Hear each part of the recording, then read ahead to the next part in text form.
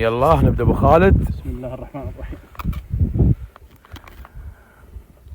طبعا نعبي كيس مويه عشان التربة تتماسك وتصير متماسكة. ما شاء الله يا لرطش كبرى.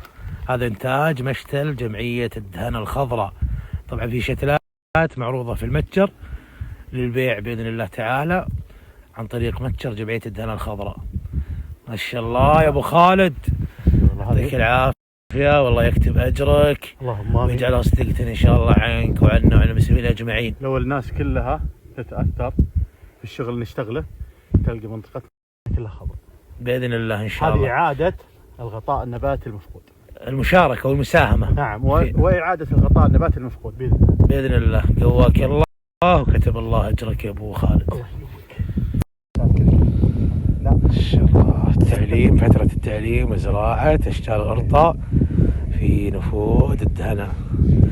نسأل الله يكتب أجركم جميعا ويبارك فيكم ويجعلها صدقة جارية عنكم وعن المسلمين أجمعين، لنساهم سويا في زيادة الغطاء النباتي وفي مساهمة فعلية في مبادرة السعودية الخضراء.